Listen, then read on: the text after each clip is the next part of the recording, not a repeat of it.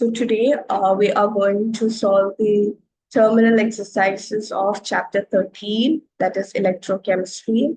I'll share.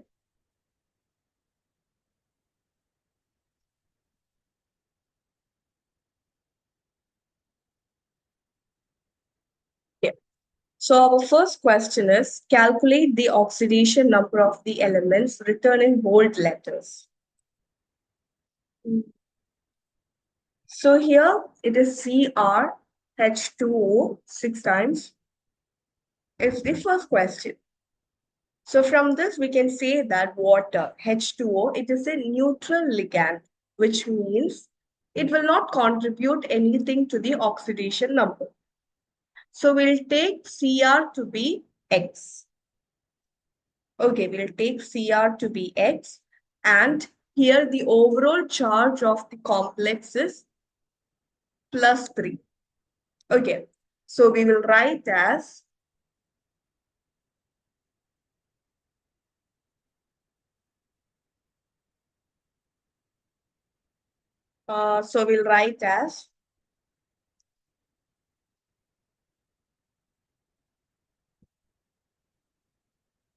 X. We're taking X, okay? We're taking it to be X. So we'll write as X plus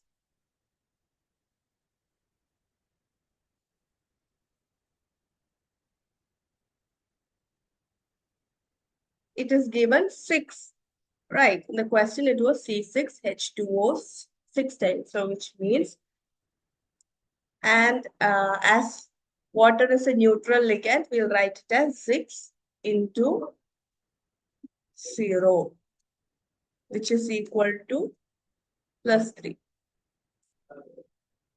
So X will be equal to how much? +3. Okay, so oxidation number of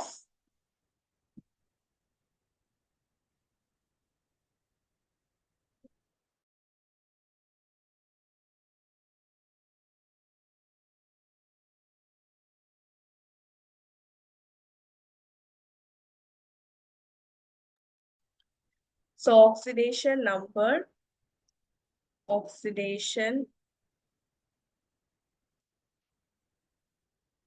number of CR is equal to +3. Okay. Now second sub question, it is FeCN 6 times 3. Okay, so here cyanide is given. Cyanide, the oxidation number of cyanide is -1.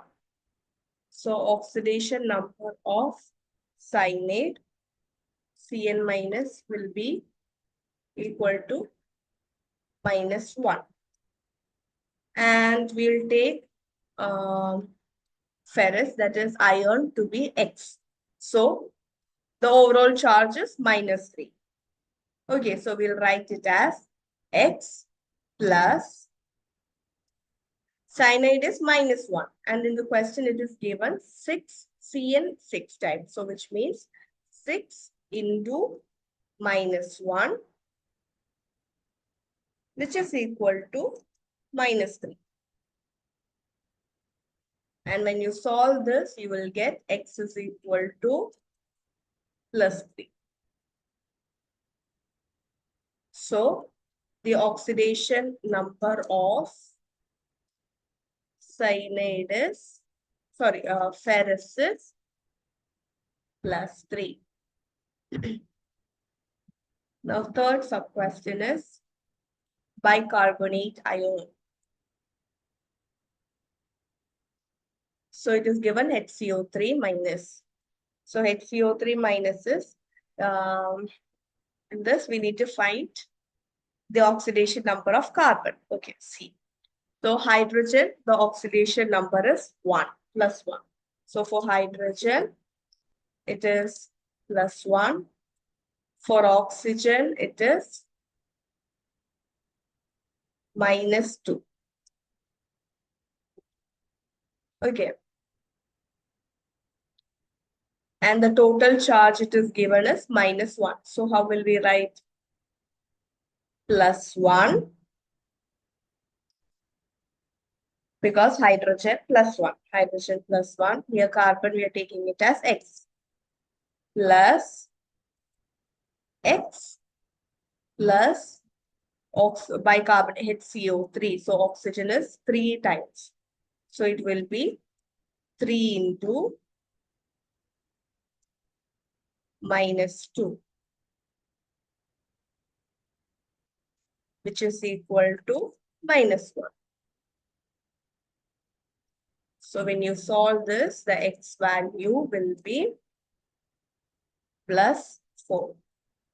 So the oxidation number of carbon is +4.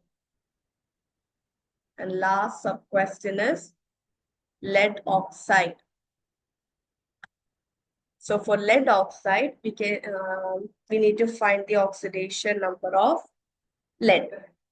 Okay, so the oxidation number of Pb, will take it as X, and oxygen it is -2. We already know that oxygen is -2. So, and the total charge given is 0 only. So we'll write it as 2 into 2 into +2, because it is PbO. So here PbO will be +2. Okay. Plus 1 into +4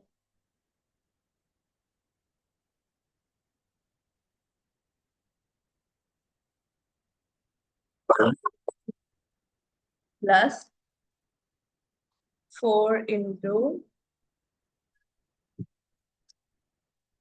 -2 equal to 0. So here charge is 0 only.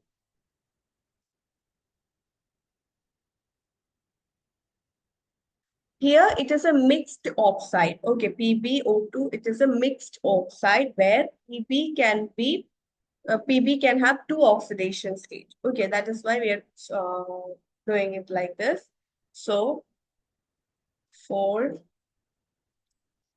plus 4 minus 8 will be equal to 0. So here we can say that oxidation number of Pb will be equal to +2 and +4. Okay, so that is the first question. Then second question is balance the following reactions by oxidation number method.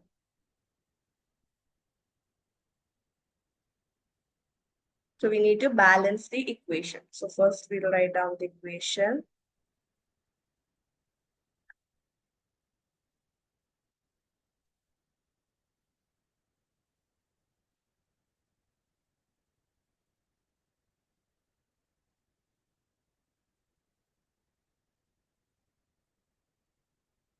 So this is the first question, Fe2O3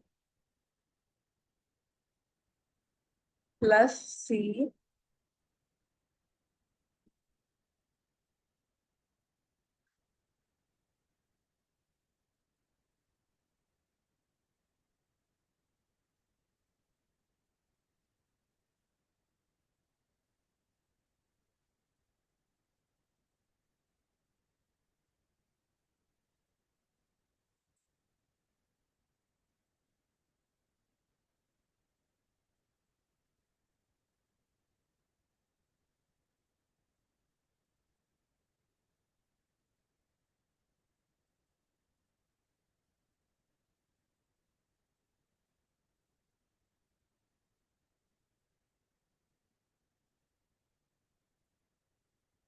So Fe2O3 plus C gives Fe plus Cu.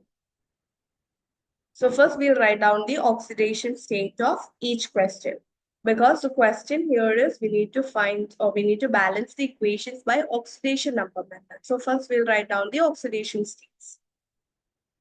So in Fe2O3, Fe will be equal to +3. Then C will be plus C is 0. Then in the right hand side, ferrous will be 0. And in carbon monoxide, C will be +2.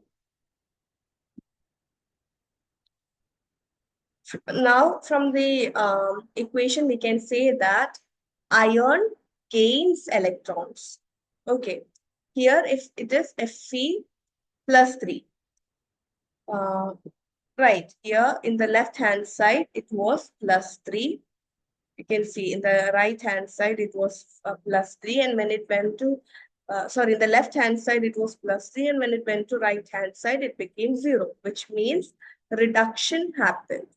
Fe3 plus gains electrons and it undergoes, it becomes iron, that is reduction happens. And here carbon is losing electrons because in the left hand side it is 0 and when it came to right hand side it is +2, which means oxidation happens. So there is changes in oxidation number. Okay, that is ferrous become from +3, it became to oxygen, 0. So there is change of 3 per ion. Okay, and carbon 0 became +2. So when we balance, we need to balance accordingly. So how will we balance this? We need to look at the look at the numbers. So here in the left hand side, there is 2 ferrous. Okay. So there is 2 iron. So here we'll put a 2.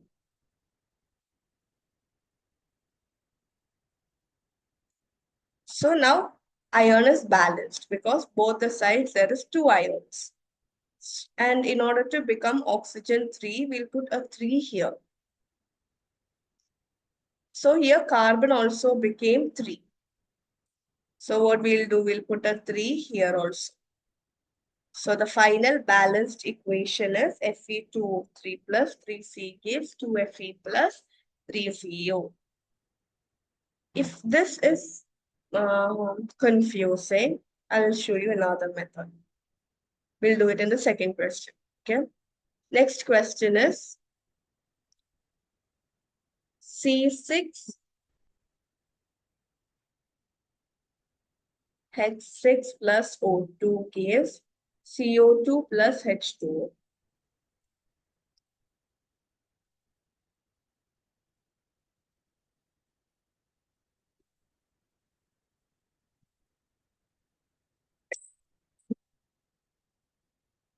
Okay, so this is our next question. First, look at the left-hand side and right-hand side. Okay. So in this left-hand side, we can see that there is 6 carbon and in the right-hand side, there is only 1 carbon. Okay. Then hydrogen, there is 6 in the left-hand side. So I'll write it down. This is for your reference, okay? You need to write down and all. So in the left-hand side, there is carbon, there is 6.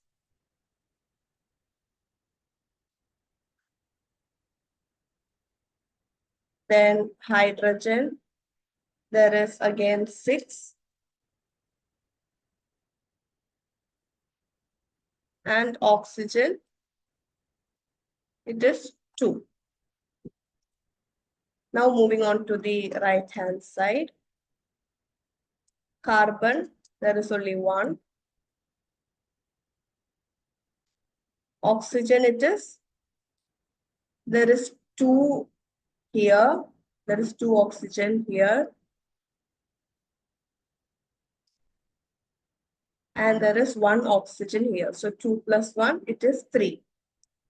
So oxygen 3 and hydrogen 2.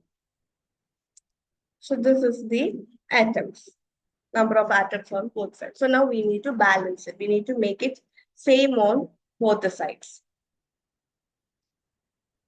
Okay, so C6H12O. So first we'll make this carbon 6. So in order to make that 6, what we'll need to do? We need to put 6 here. Always use pencil while you're balancing, so you can just rub it off and write it, or else it would be very hard. So you put 6. So now the carbon is balanced. If you look at the left-hand side, there is 6 carbon. And if you look at the right-hand side, there is 6 carbon. Carbon is balanced. Now hydrogen. Here hydrogen, it is 6. And here it is 2. So how can you make it 6? By adding 3. So 3 into 2 is 6. It is balanced. Now oxygen, this side it is 2. And on the right hand side it is 6 into 2, 12.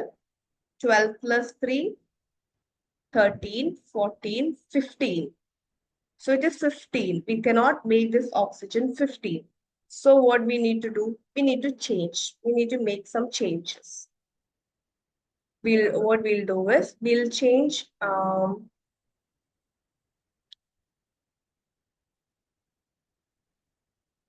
it is 15 this side. So we'll put 15 here. Okay. So 15 into 2 will be how much? 30. So oxygen is 30 here.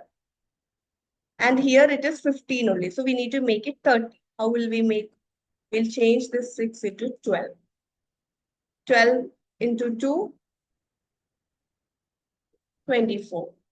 And here we'll make it as 6.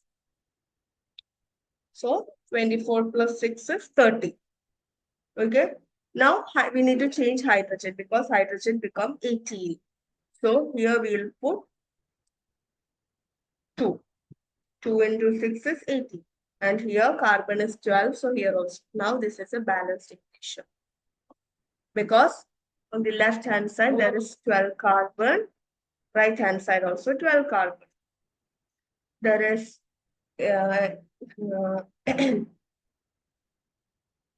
12 hydrogen on the left hand side, 12 hydrogen on the right hand side, 30 oxygen on the left hand side, and on the right hand side also it is 30. So it is a balanced equation. Okay. Now we'll do the next question, third question.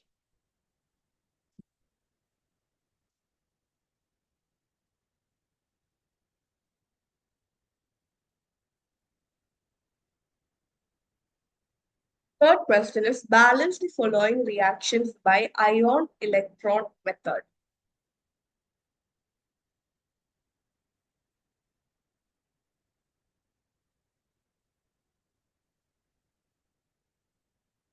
So first we write down the equation.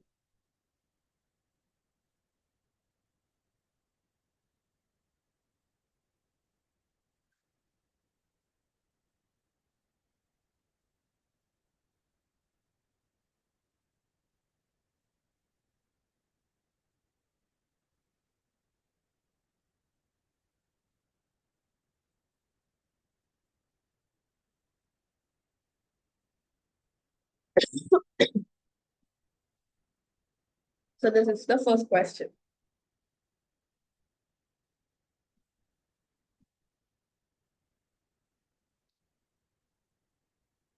So here we can say that zinc is 1 and here it is 2. Sorry, zinc is 1 itself. So here zinc goes from 0 to +2. Then nitrogen in NO3 will become +5 and will be 2 to become +4. The same way how we did the above question.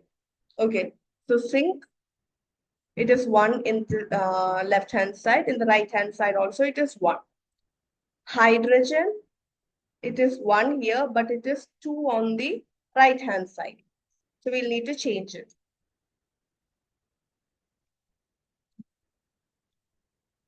Then nitrogen is 1, but here nitrogen is 2.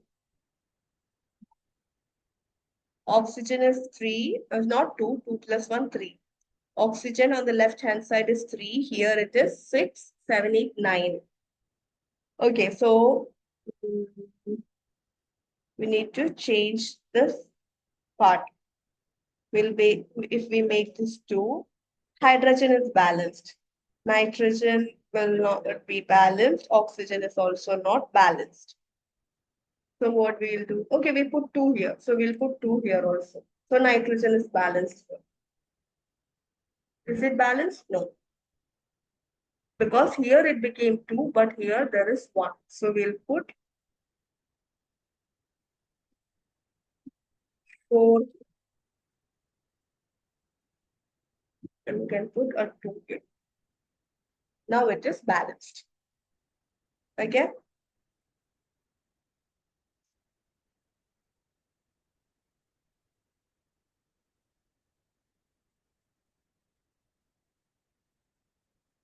Next question is,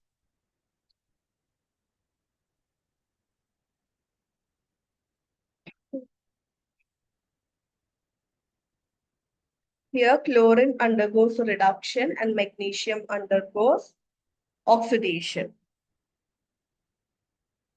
Okay.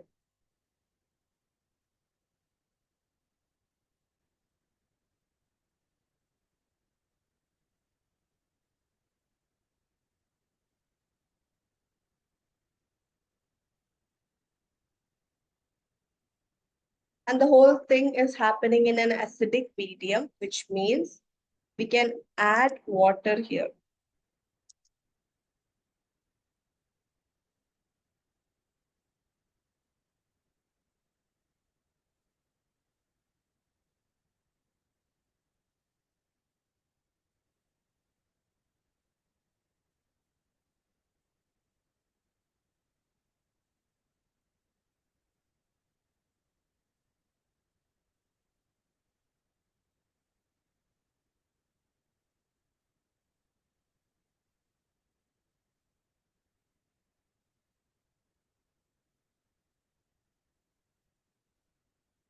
Now we can balance. Chlorine is 1. Here also it is 1. Oxygen is 3 plus 1, 4. Here it is 2. So you can make it 4 by adding 2 here. Manganese is 1, so here 2. So just add 2 here. Ox uh,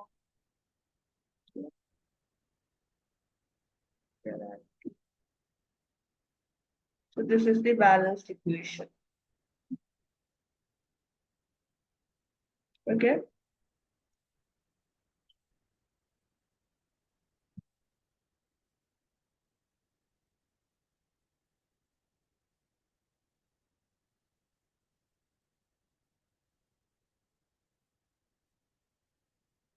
Now the third sub question is,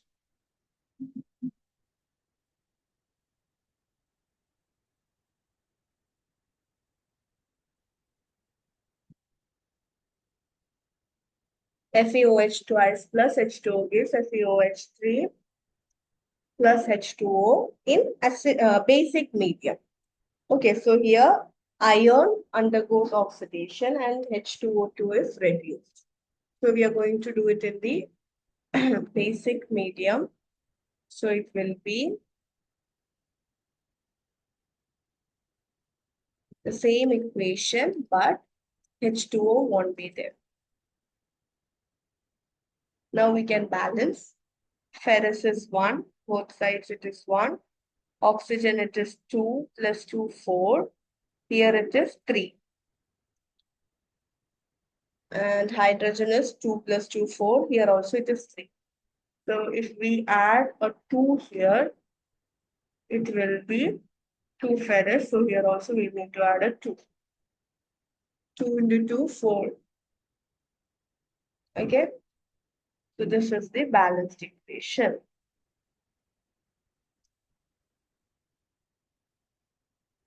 Now the next question.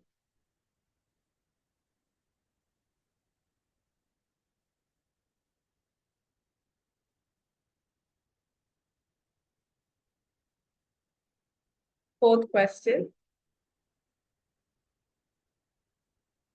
Define the following and give its units. Conductivity. So conductivity means the ability of a solution to conduct electricity. That is what conductivity is. And it will depend upon the number of ions which is present in the solution. Unit for conductivity is Siemens per meter. Okay, or you can write it as SM.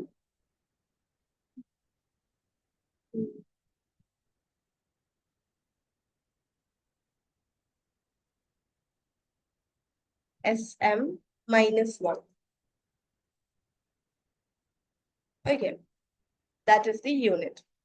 And molar conductivity means it is the conductivity of a solution which contains 1 mole of electrolyte. This helps in comparing the conductivity of different electrolytes in the same concentration. That is what a molar conductivity is. And the formula to find molar conductivity is lambda m. Okay, that is what molar conductivity is. Lambda m will be equal to K by C. Okay, and the unit is Siemens meter square per mole. Meter square per mole.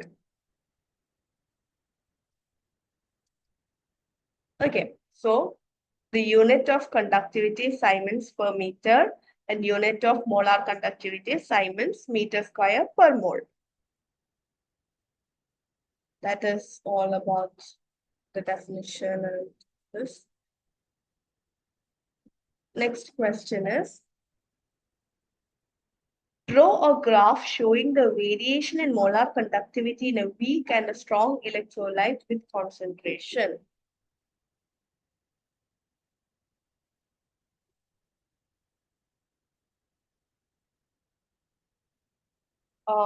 Okay, so for strong electrolytes, let us take NaCl, sodium chloride or potassium chloride. The molar conductivity will decrease slightly with concentration. That is, it will approach a limiting value. When it is an infinite dilution, it will reach a limiting value. Whereas when it is a weak electrolyte like CH3COOH and all, the molar conductivity will increase sharply with dilution because the ionization is increasing there. Okay, so if you are asked, so if we are drawing a graph, it would be something like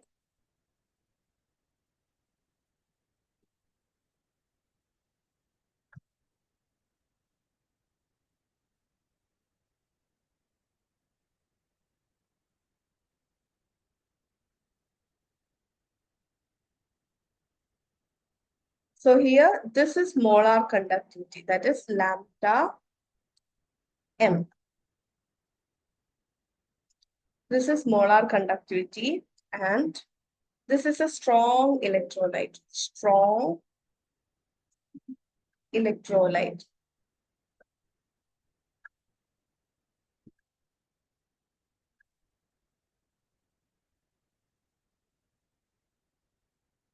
Okay, this is a strong electrolyte.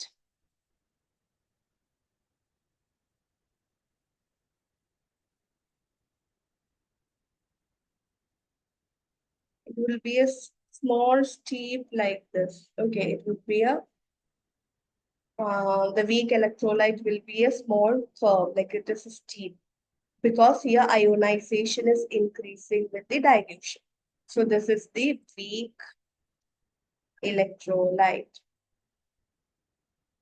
And strong electrolyte is this flat, so flat one, because it will only increase slowly or is small in molar conductivity. Okay. So the dilution is there and concentration. This is the dilution and concentration level.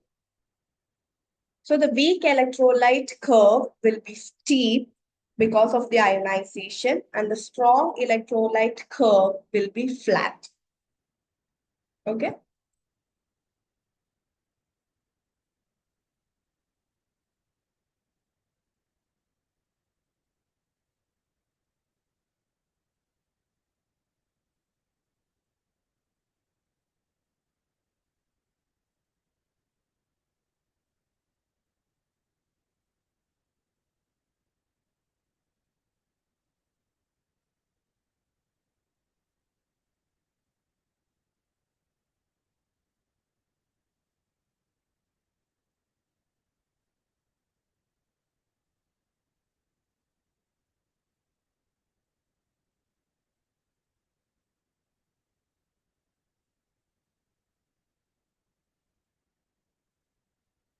Okay. Next question is, explain why the molar conductivity of an electrolyte increases with dilution while conductivity decreases on dilution. So molar conductivity, we know that it is lambda m, which is equal to K by C. Okay, so it is equal to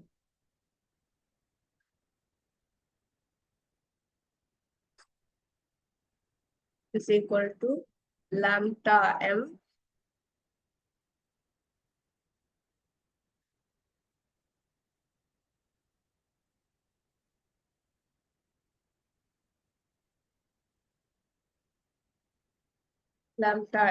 which is equal to K by C. Here K is conductivity and C is concentration.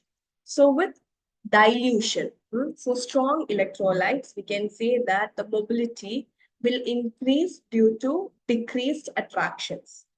Or we can say that when it is a strong electrolyte, molar conductivity increase. So if it is a strong electrolyte,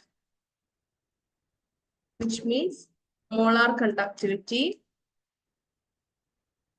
increases. And if it is a weak electrolyte means more ionization. So here it will cause a sharp increase in molar conductivity. So for strong electrolytes, the mobility will increases due to the interionic attractions, and also there is only small increase in molar conductivity. But when it comes to weak electrolyte, the molar conductivity increase, that is a sharp increase is there. Sharp molar conductivity increases there. And the conductivity will decrease because, or we can say that it will decrease on the basis of the number of ions present. So when there is dilution, the number of ions per unit volume will decrease, which will reduce the conductivity. So when there is dilution occurring, it will result in the decrease in conductivity. Okay. Next question is, we need to calculate the conductivity, the measured resistance of a conductive cell contains. Calculate the conductivity, molar conductivity of the solution given the cell constant. Okay.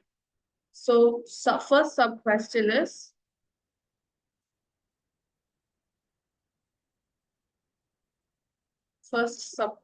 we need to find the conductivity. Okay. So first we'll write down the things that is given. Resistance is given, which is equal to 1005 ohms.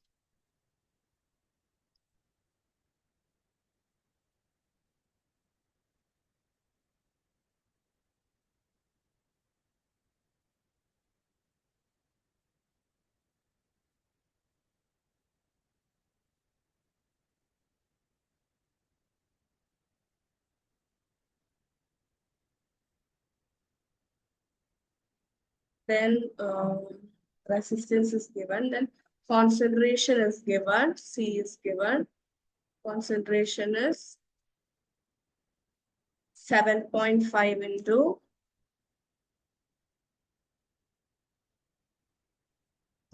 10 raised to minus 3 meter.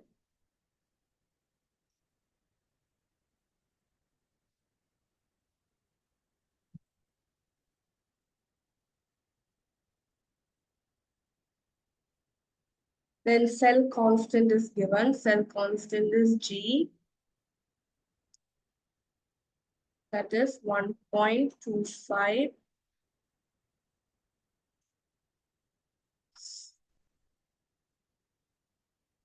Okay.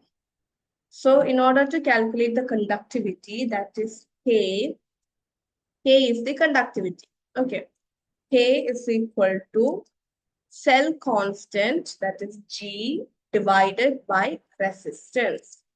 So just substitute the values, that is 1.25 divided by 5.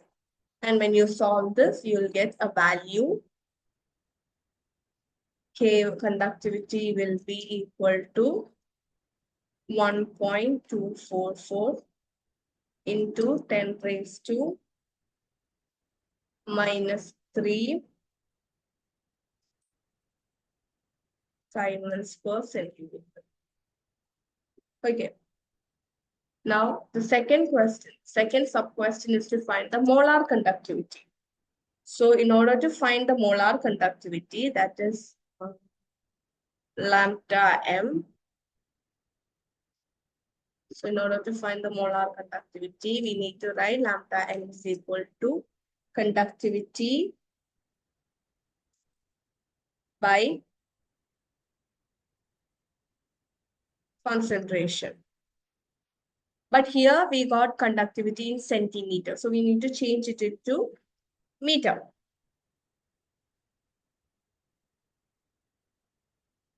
Okay.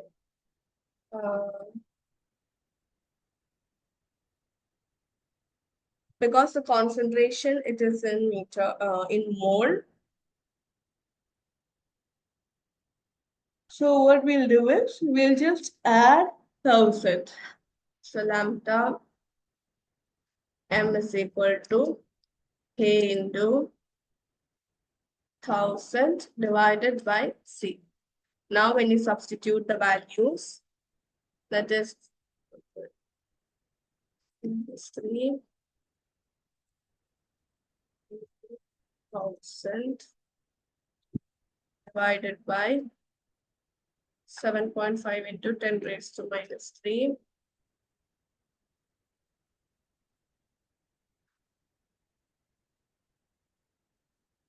And when you solve this, you'll get a value of 0.87 centimeter square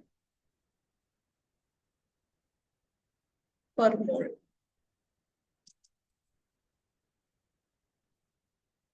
That is the answer. The next question is, the conductivity is given. We need to calculate the molar conductivity. Okay.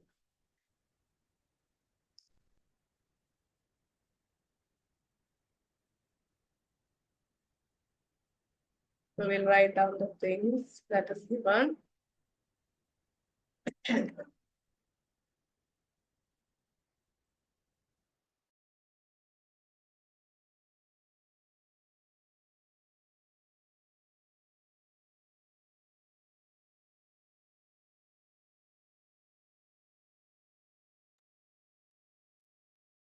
So this given conductivity K is given. K is equal to 0.0025. Concentration is given. That is 0.05. We need to find the conductivity. Again, the same formula.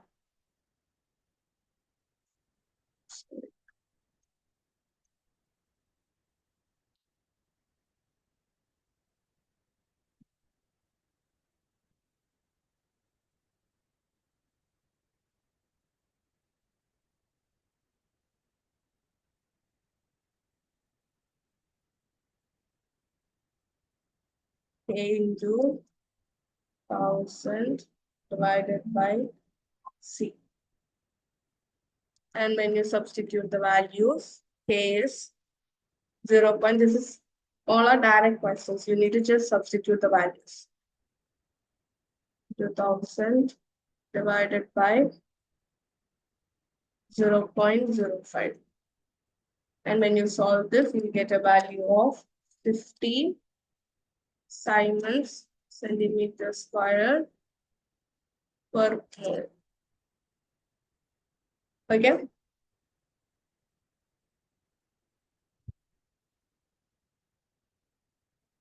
Next question is,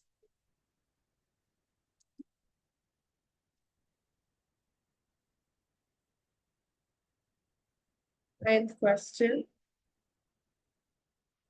that is, how much aluminum will be deposited on passing a current of 25 ampere for 10 hours by electrolysis of malt? So in this question, we'll write down the things that is given.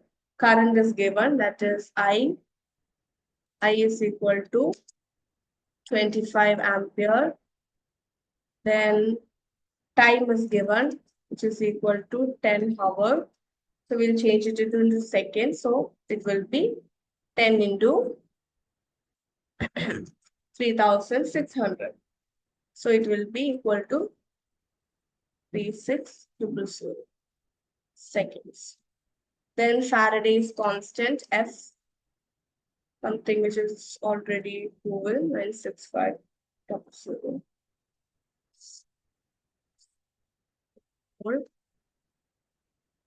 Then, okay. So here, aluminum, Al3 plus will become Al. So Al3 plus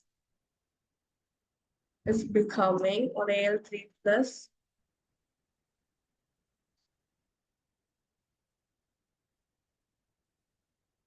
Al3 plus will become Al, which means N is equal to 3. So now when we use Faraday's law,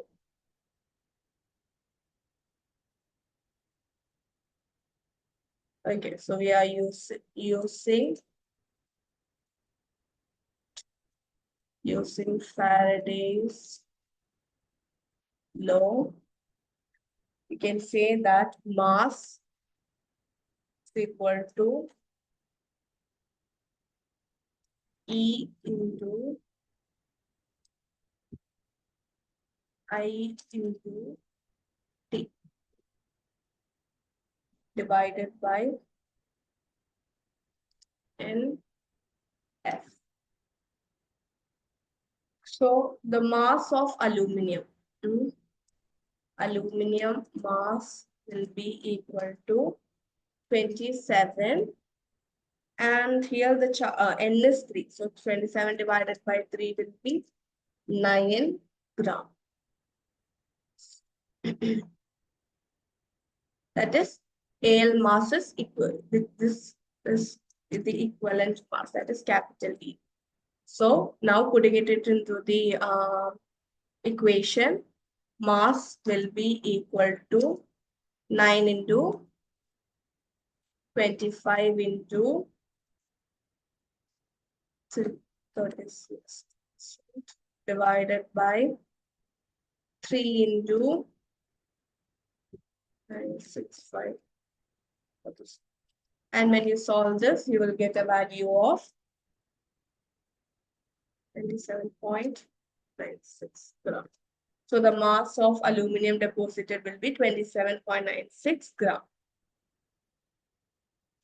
Next question is, equivalent mass of an element is 94 grams. What is its electrochemical equivalent? Okay.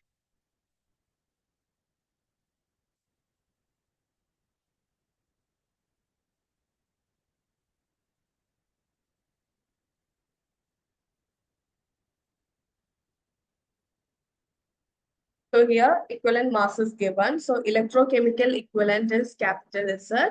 So this will be equal to equivalent mass divided by Faraday's law. Faraday's constant, that is 96500. So equivalent mass is given, directly applied to the equation, that is 94 divided by 965. So you will get a value of 0.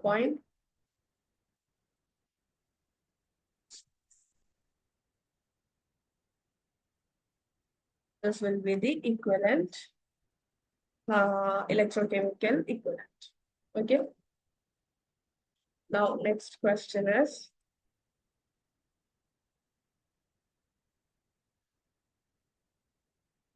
two electrolytic cells A and B containing zinc sulfate and copper sulfate solutions respectively are connected in series. How much copper would be deposited in cell? Okay. So in the question, it is given how much amount of zinc is deposited. So zinc deposited is 15.2 gram. Then the atomic mass of zinc is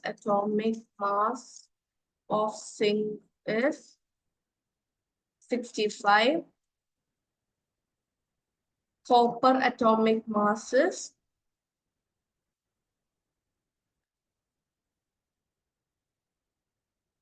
of copper atomic mass is 63.5. Okay. Now, zinc Zn2 plus became Zn2 plus became Zn, which means N is equal to 2. Likewise, Cu2 plus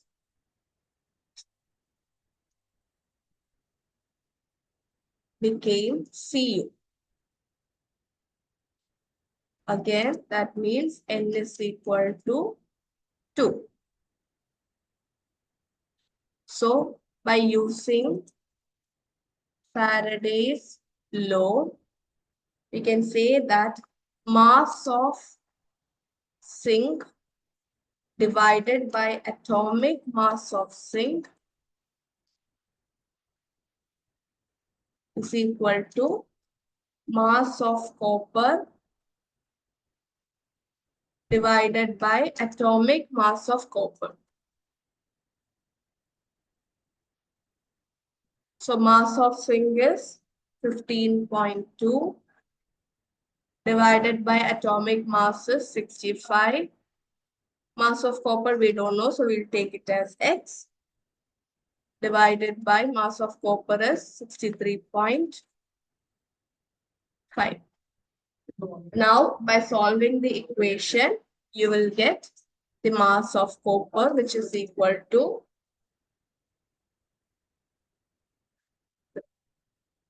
okay, so this is the answer.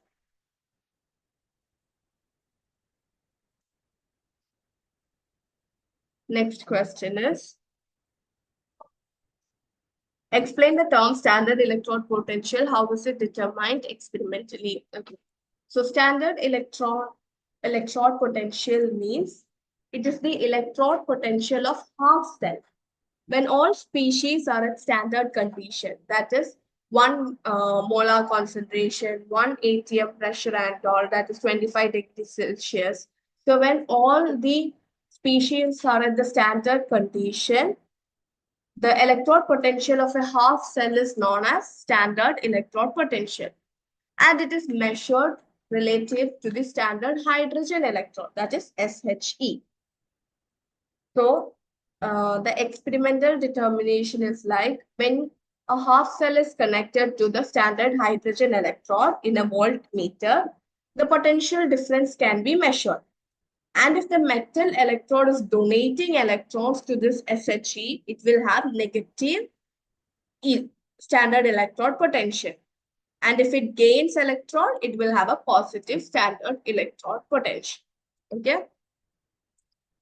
That is all about standard electron potential. Now, the next question is,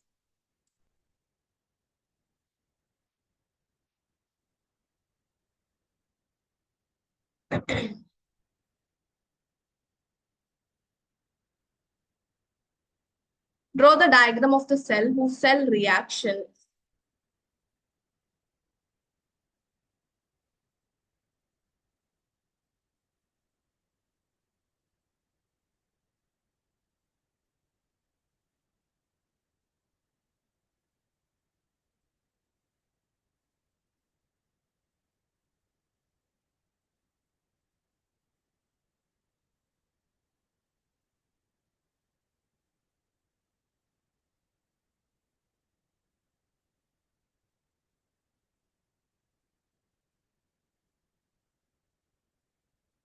So the diagram will be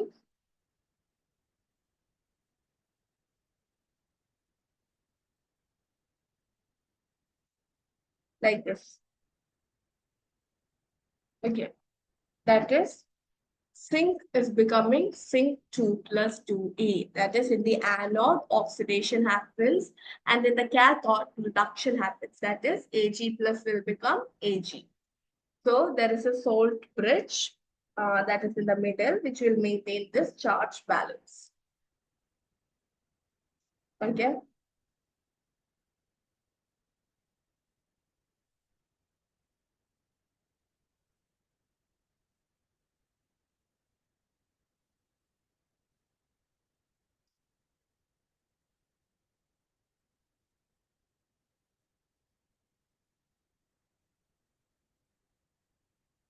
Next question is, so in the question for the cell, draw the cell diagram, identify the anode and cathode, write cell reaction, write Nernst equation, calculate standard electrode potential. Okay. So first we'll draw the cell diagram.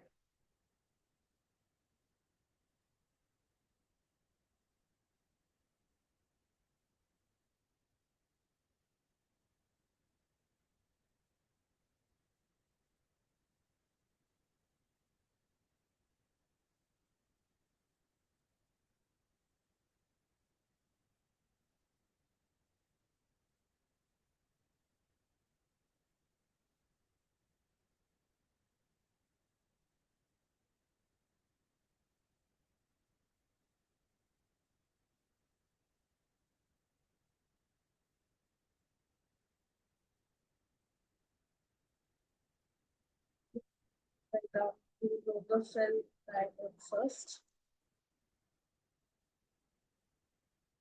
Magnesium.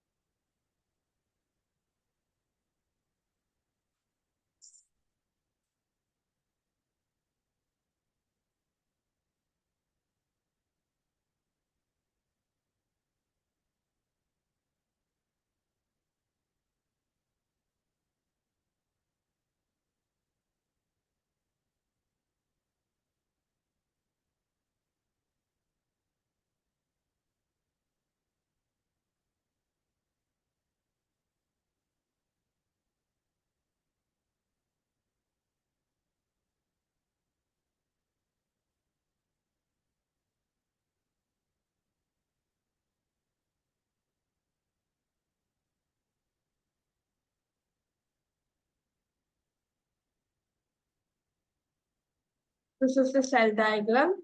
Magnesium is the anode where the oxidation will occur. That is, Mg will become Mg2 plus.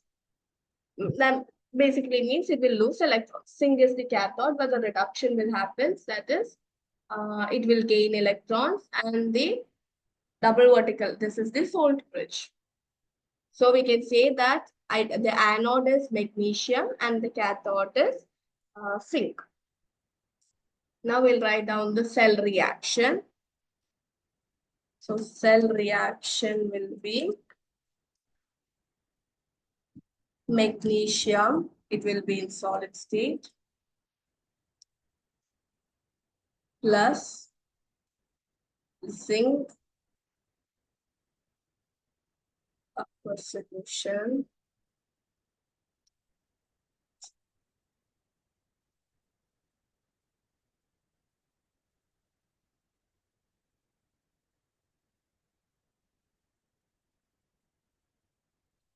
will give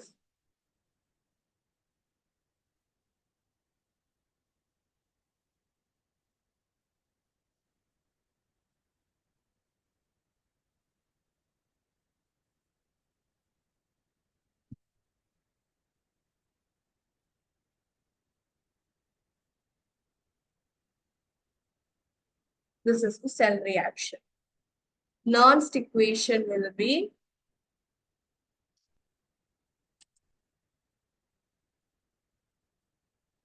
E is equal to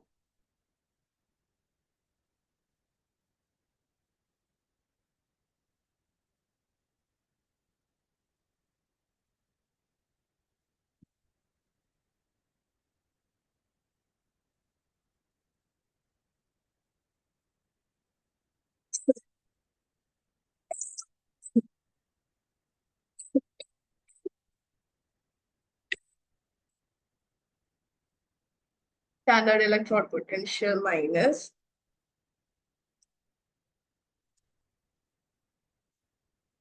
0.0591 divided by N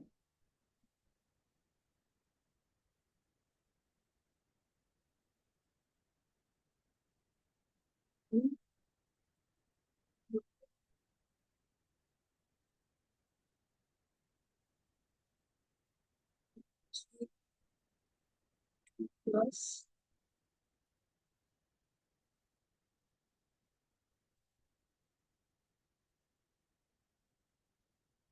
divided by E7.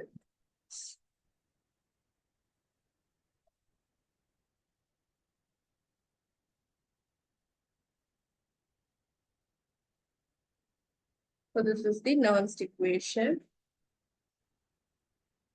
Here, N will be 2 because that is the number of electrons that is transferred. Mg2 plus Zn2 plus are the ion concentrations. Now we need to calculate the electrode potential using the table. So the standard reduction potential is given.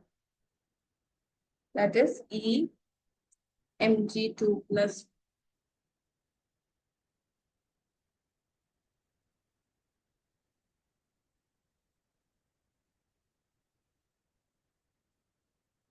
which means E electrode potential E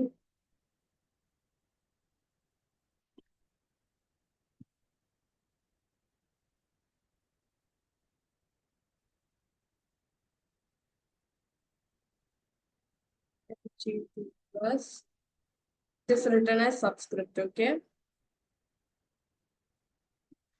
divided by Mg is equal to minus 2.37 B, then say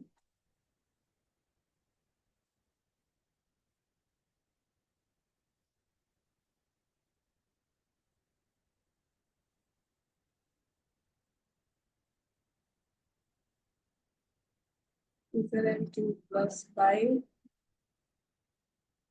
Zn is equal to minus 0.76 B. Now,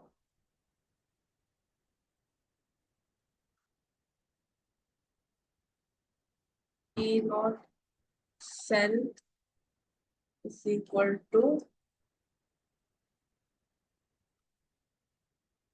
E naught cathode minus E naught anode. Okay. So E naught cathode minus E naught anode will be, now you need to substitute the values. That is equal to, cathode was zinc. So it is minus 0.76 minus of 2.37. So when you solve this, you will get a value of 1.63. So this is the standard electrode potential. Now next question.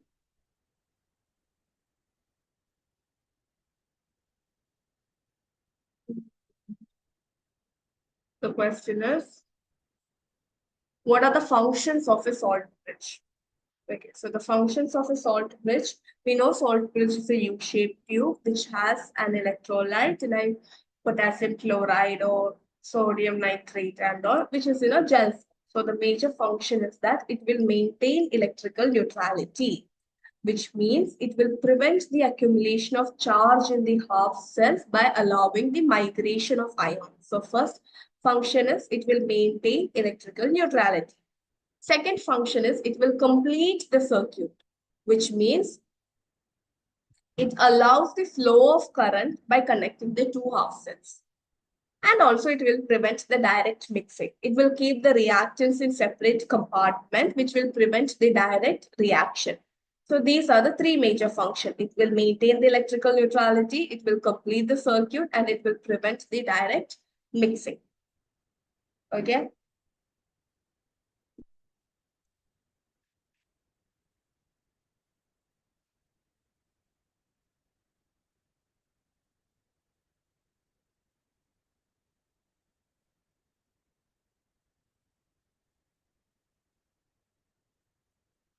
So that is all about salt bridge.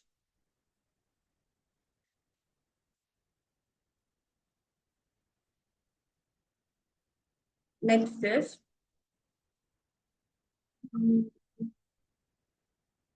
using electrochemical series, predict whether the following reaction is feasible or not. So using the electrochemical series, which means E naught, you'll write copper first. Cu 2 plus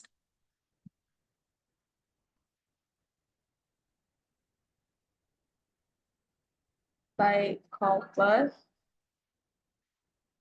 which is plus 0.34.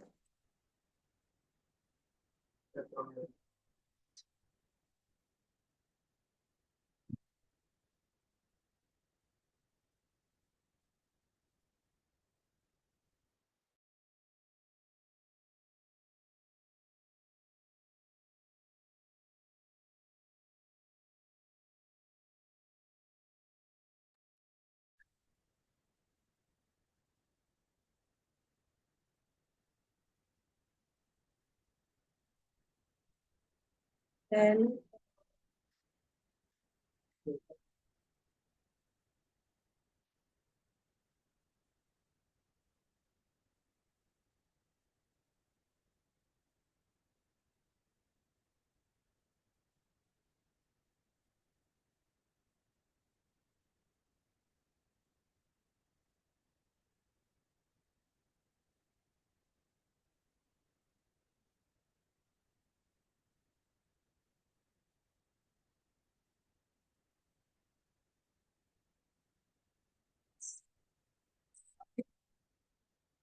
now we need to calculate.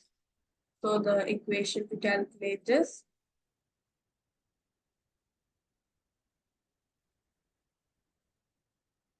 E naught cell is equal to E naught cathode minus anode. So here cathode will be copper and anode will be, okay. So substitute the values, that is 4 minus of 0.25.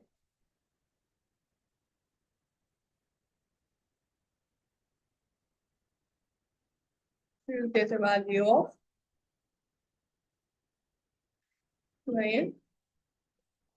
So from this we can say that E naught cell is greater than 0, that is the reaction is feasible and it will occur spontaneously.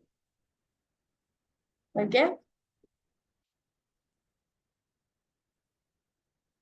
That is the question. Now, the next question is,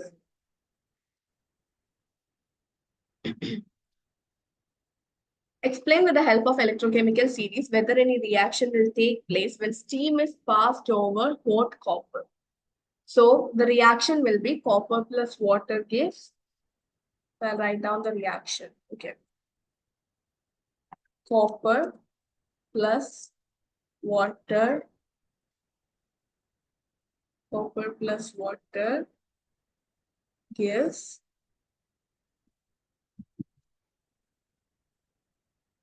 copper plus water gives copper oxide plus H2. This is in the form of steam. Okay. So from the electrochemical series, we can say that hydrogen gas can be displaced by metals above it in the series. Whatever the metals are there above hydrogen in the series, it can be displaced. So copper is 0.34 volt and it is below hydrogen. Hydrogen is 0, which means copper is less reactive than hydrogen. Okay, so we know from this here itself we can see that copper is plus 0.34 and hydrogen it is 0. So copper is below hydrogen, which means copper is less reactive than hydrogen. So in the first question, steam passed over hot copper, the conclusion will be no reaction will occur because copper is or copper cannot reduce the H2O to H2 gas. Okay, so no reaction will be occurring. No reaction. That is the answer to the first sub question.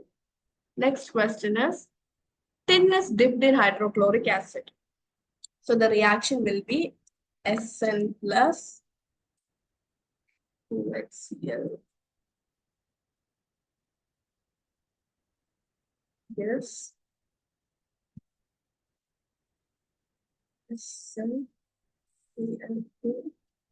plus H2. Okay. So here tin will be having minus 0.14 volt, which is above hydrogen. Okay, here copper is, here it was plus 0.34, which is less than hydrogen or which is below hydrogen. But here zinc is will be having tin, sorry, not zinc, tin will be having minus 0.14, which is above hydrogen. Okay, which means it is more reactive than hydrogen and it is more reactive. It can displace the hydrogen gas from hydrochloric acid. So here we can say that reaction will occur because tin is more reactive. Okay. Now the next question is calculate delta, that is, we need to calculate the cell constant for the reaction. Okay. So the equation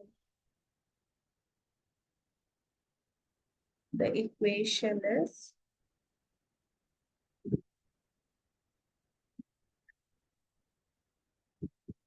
delta G O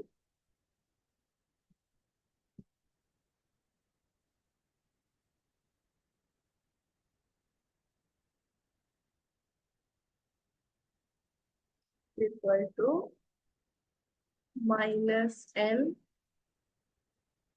F E cell. So first we need to find the enox cell. Okay. So from the electrochemical series, we can say that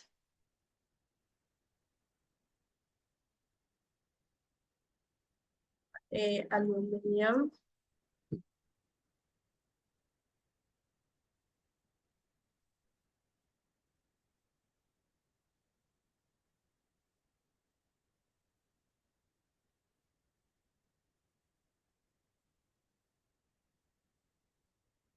equal to minus 1.66.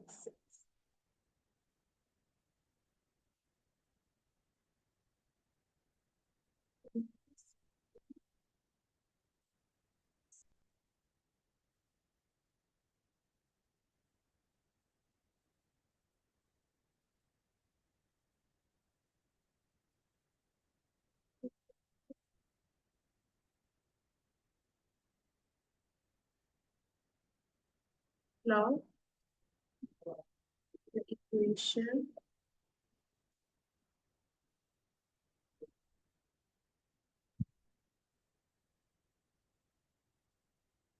E naught cell equal to E naught cathode minus anode. Cathode is 0.15 because that is the positive one.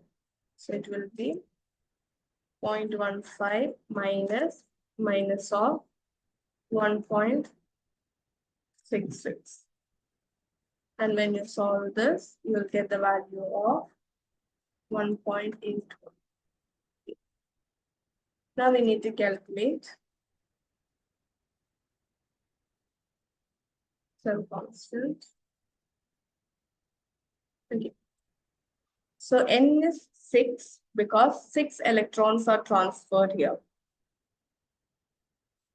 Okay, 6 electrons are transferring here. Therefore, N will be equal to 6. F, we know the constant, that is. So now substituting the values. N is minus 6 into 96500 into 1.8. Okay, so when you solve this, you'll get a value of 0.8.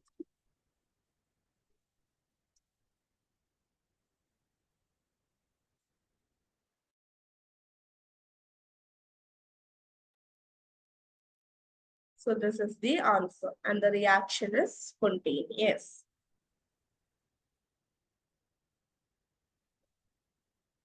Next question is, calculate the EMF of the cell.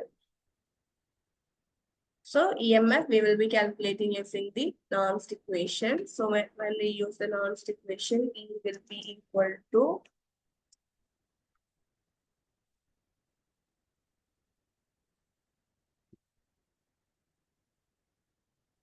minus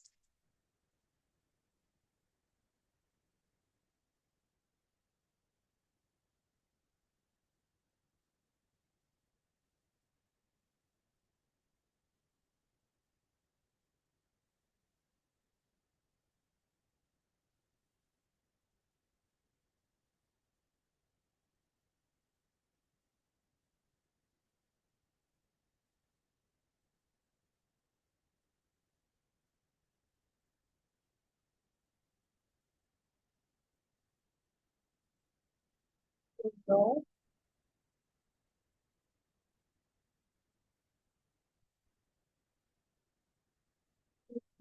plus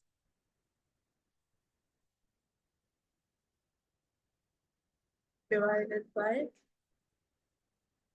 Fe2.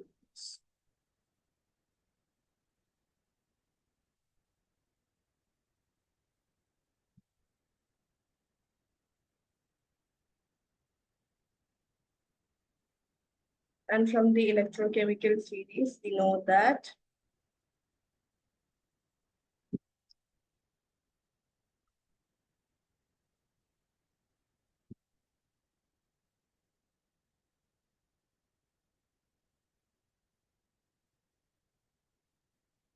Pr3 plus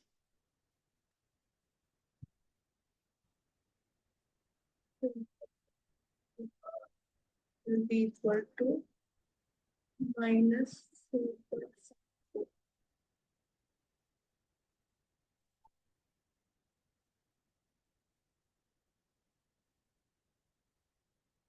Fe2 plus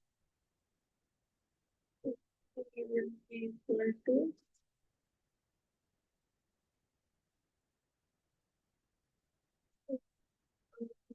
the equation.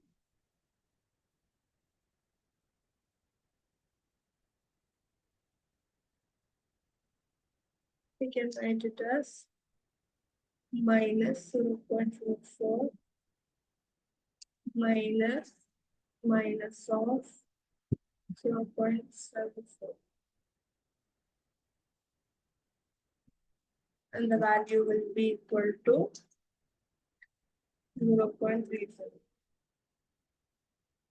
So since the both concentrations are 0.1 mole, we can say that log 1 is equal to 0. That is, Nernst equation will say E cell is equal to 0.30.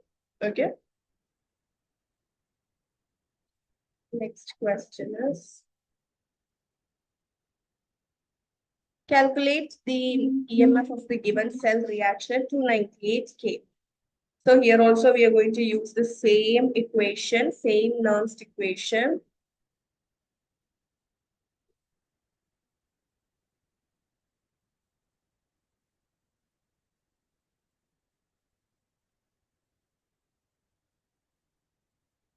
So using the same Nernst equation,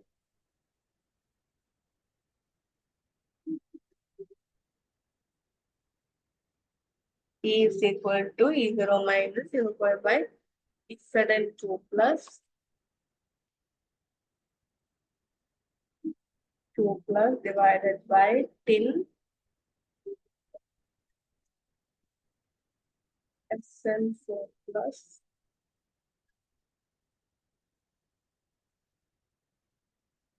by divided by again SN2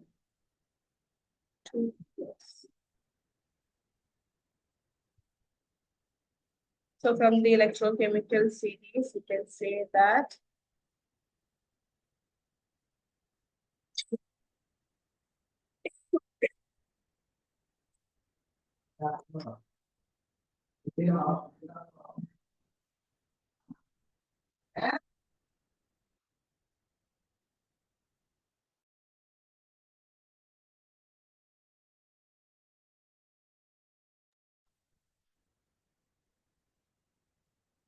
SN2 plus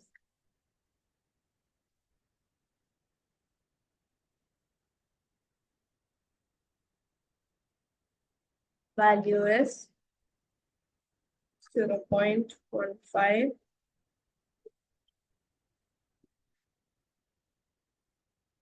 ZN2 plus ZN is equal to minus 0.76.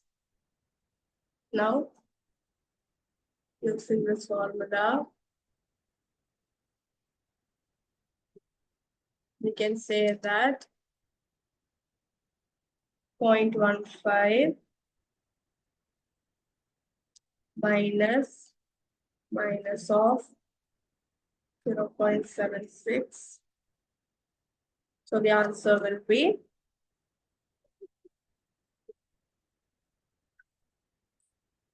now substituting these into the values.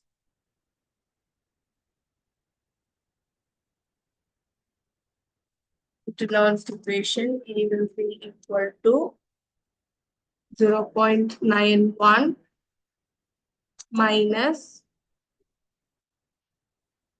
0.0591 divided by 2 log 2 divided by 1.5 divided by 0.5.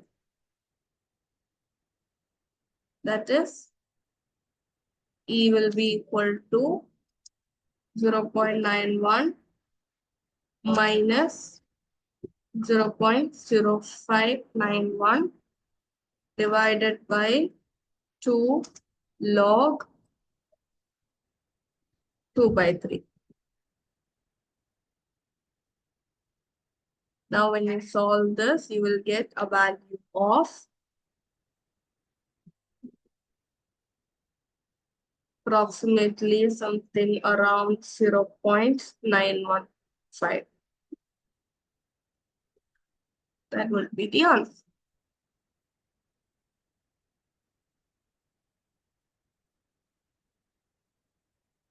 Next question is, the blue color of copper sulfate is discharged when a rod of zinc is dipped in it. Explain. So here, zinc is more reactive than copper because of the reactivity series, zinc is higher. So we can say that zinc is more reactive than copper. And the reaction will be zinc plus copper sulfate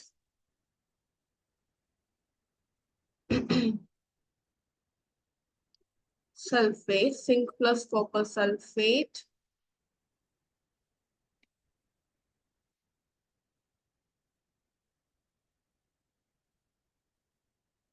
gives zinc sulfate plus copper.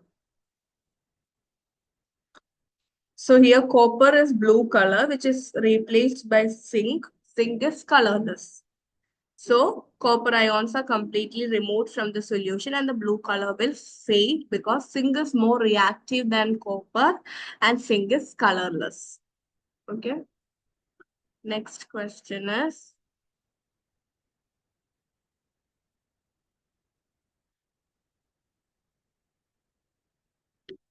why oxidation cannot occur without reduction? This is because oxidation means loss of electron and reduction is gain of electron. So if one substance lose electron, another should gain electron. And electrons cannot exist freely. And that is the reason why oxidation and reduction will always occur simultaneously in a redox reaction.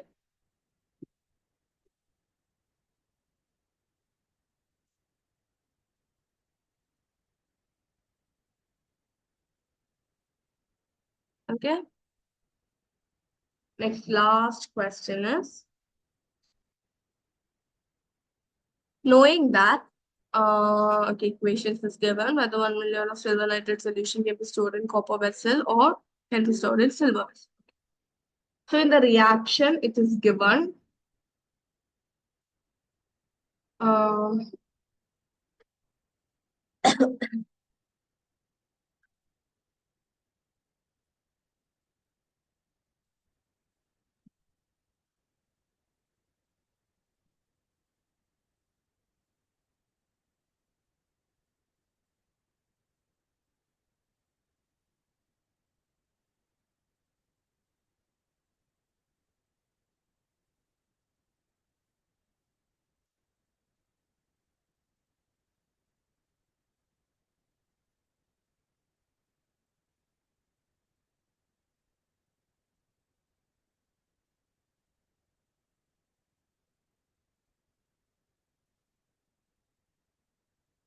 now we know the equation.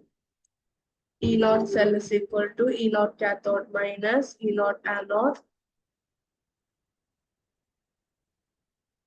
So substituting the values, that is 0.80 minus 0.34, you will get a value of 0.46. So here E naught cell is greater than 0, which means the reaction is spontaneous. That is, copper will react with silver nitrate, which will deposit silver and dissolves copper. And we cannot store this in a copper vessel. Okay. This is because copper will not react with silver and it cannot be stored in a silver vessel because it is non-spontaneous. The reason is it is non-spontaneous because when you do the reaction, in the cathode side, it will become 0.34 minus 0.80, which will be equal to minus 0.46. That is, it is less than 0. Right, E naught cell is less than 0, and which means it is non-spontaneous. If it is non-spontaneous, it cannot be stored in a silver vessel and it cannot react with silver. So we can say that silver nitrate cannot be stored in a copper vessel, but copper sulfate can be stored in a silver vessel.